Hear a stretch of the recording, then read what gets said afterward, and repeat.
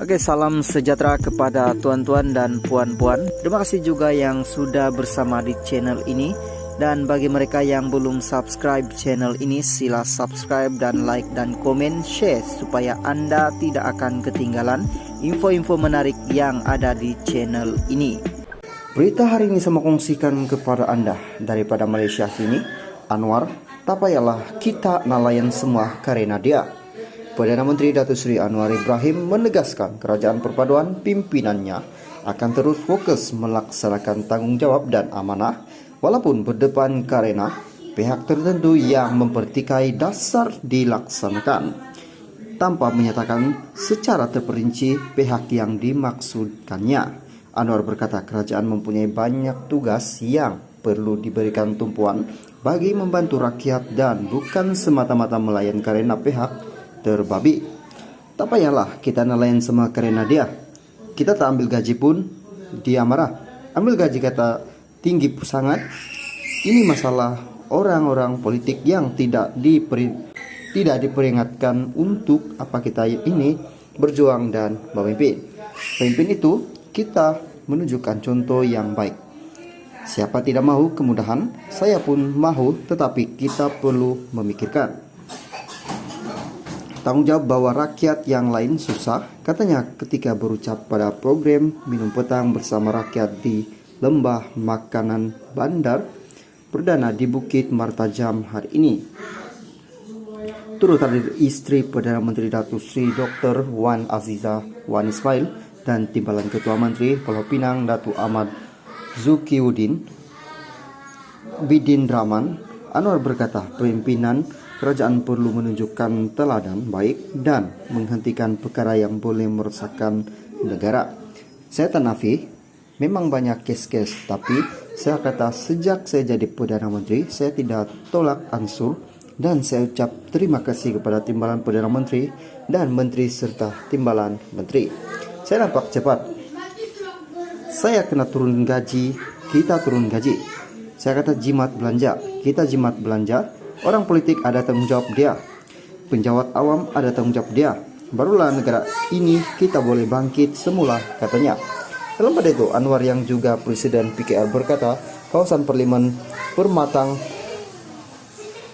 Pau yang pernah diwakilinya sebelum ini masih dianggap kubu kuat PKR walaupun parti itu tewas kerusi berkenaan pada pilihan raya umum ke-15. Saya tidak pernah lupa pematangan. Walaupun kita tahu saya ke Port Dickson, tamunan, tetapi asas kekuatan kita tetap permatangan. Walaupun kita diuji, tetapi mudah-mudahan kita akan tawan semula, katanya. Oke, salam sejahtera kepada tuan-tuan dan puan-puan. Terima kasih juga yang sudah bersama di channel ini. Dan bagi mereka yang belum subscribe channel ini, sila subscribe dan like dan komen, share supaya Anda tidak akan ketinggalan info-info menarik yang ada di channel ini. Berita hari ini saya mau kongsikan kepada Anda daripada Sinar Harian. PM digesah campur tangan isu KP-KT bawa masuk pakar Singapura. Syah Alam, Gerakan Pembela Ummah menggesa Perdana Menteri Datuk Seri Anwar Ibrahim campur tangan dan mengkaji semula tindakan serta keputusan Kementerian Pembangunan Kerajaan Tempatan KP-KT membawa masuk pakar daripada Lembaga Perumahan dan Pembangunan HDB untuk berkongsi kepakaran dan berkongsi pengalaman berhubung isu perumahan. Pengurusinya Muhammad Zai Mustafa berkata, ini kerana soal kedaulatan dan keselamatan negara perlu diambil kira dalam sebarang keputusan yang dibuat oleh kerajaan. Kita membantah sekeras-kerasnya tindakan dan keputusan Menteri Pembangunan Kerajaan Tempatan Naga Korming yang akan membawa masuk pakar daripada Singapura HDB bagi membantu menyelesaikan isu berkaitan perumahan di negara ini. Sebelum ini media melaporkan Malaysia akan membawa masuk pakar daripada agensi perumahan Singapura HDB untuk menambah baik sektor perumahan di negara ini.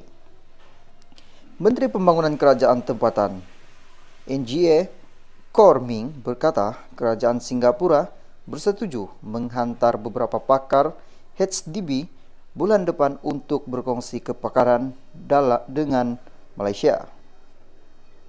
Muhammad Zai mendakwa seperti dimaklumkan bahwa Singapura telah berjaya meminggirkan pemilikan rumah kepada orang Melayu di Singapura dengan menyediakan rumah dengan harga yang tinggi dan berada di luar kemampuan. Ramai orang Melayu di Singapura terpaksa membeli rumah di Johor kerana tidak mampu. Apakah ini yang akan dibawa dan dilaksanakan di Malaysia? Soalnya. Dalam pada itu, beliau berkata pemilikan rumah di kawasan bandar besar di negara ini juga gagal dimiliki orang Melayu dan Bumi Putra kerana harga yang mahal walaupun diwujudkan kota 30% namun tetap gagal dijual. Justru, beliau berkata KPKT sewajarnya menumpukan usaha dan strategi perumahan negara ke arah harga rumah yang sederhana dan mampu milik. Ini berdasarkan kepada pendapatan golongan B40 dan M40 dan juga melibatkan golongan muda serta belia. Isu-isu yang terkait dengan projek terbengkalai atau sakit harus diuruskan secara profesional berdasarkan merit pihak terlibat seperti perundingan serta pemajuan yang mempunyai kemampuan keuangan kuku bukan berdasarkan kroni, jelas beliau. Oke, salam sejahtera kepada tuan-tuan dan puan-puan. Terima kasih juga yang sudah bersama di channel ini. Dan bagi mereka yang belum subscribe channel ini, sila subscribe dan like dan komen, share supaya Anda tidak akan ketinggalan info-info menarik yang ada di channel ini. Berita hari ini saya mau kongsikan kepada Anda, berita mengejutkan hari ini, malam ini, daripada Sinar Harian, video kerajaan berkepala besar, bukan kerajaan perpaduan, Abdul Hadi. Shalom, Presiden PAS Tan Sri Abdul Hadi Awang mendakwa kerajaan yang terbentuk ketika ini berkepala besar, bukannya kerajaan perpaduan. Menurut siantaran di Facebooknya pada Selasa, Abdul Hadi berkata konsep sebenar kerajaan perpaduan adalah tiada pembangkang atau